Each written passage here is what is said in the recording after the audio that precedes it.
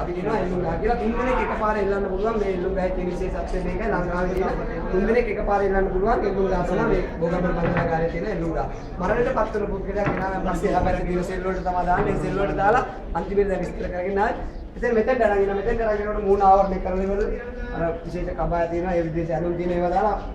විලංගු තියෙනවා විලංගු පාවිච්චි කරලා මෙතෙන් අරගෙන මේක පෙර දවසේ පෙර සූදානමක් කරලා තියන්නේ මේක ක්‍රියාකාරීත්වය පිළිබඳව පෙර සූදානම් කරලා වැලි කොට්ටක් දාලා ඒක ක්‍රියා කරලා බලනවා නියම තත්ත්වය තියෙනවද කියලා හරියටම එල්ලන වෙලාවට නියම විදිහට වෙලාවට එල්ලන්න පුළුවන් තත්ත්වෙට මේක තියෙනවා ඒ නිසා අපි පරීක්ෂා කරලා බලලා මිනිහ අරන් ඉන්නේ අරන් එක්කලා මෙතන අලුව දාලා තියෙනවා මෙන්න ඩොන්ඩුව දාලා මිනිහ ඊට ගස් වෙනවා මේ ලෑලි දෙක උඩ ලෑලි දෙක ඊට ගස් කරනවා අනුබෝසුවා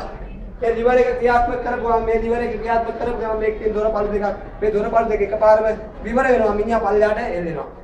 මරණයටපත් වෙන තුරු එතන ඉවරයි ප්‍රාණය නිරුද්ධ වෙන තුරු එල්ලලා තියන්නේ නියෝග තියෙන අනුව නියෝගයේ ක්‍රියාත්මක කරනවා මිනිහා මරණයටපත් වෙන පස්සේ මෙතන ඉඳලා ගන්නවා මරණ පරීක්ෂණ කටයුතු කරනවා මිනිහා අරගෙන යනවා ඥාතින් කැමති නම් ඥාතින්ට බාර දෙන්න එහෙම නැත්නම් රජය මගින් රජයේ විදමින් ඒ කටයුතු සිදු කරනවා මිනිහා ඥාතින් ගන්නවා නම් කලපිට ගෙනියන්න බෑ මේ මිනිහා රාජද්‍රෝහියෙක් විදිහට සලකන්නේ ඒ නිසා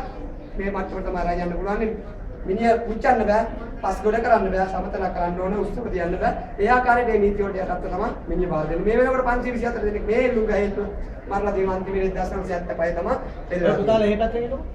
එහෙ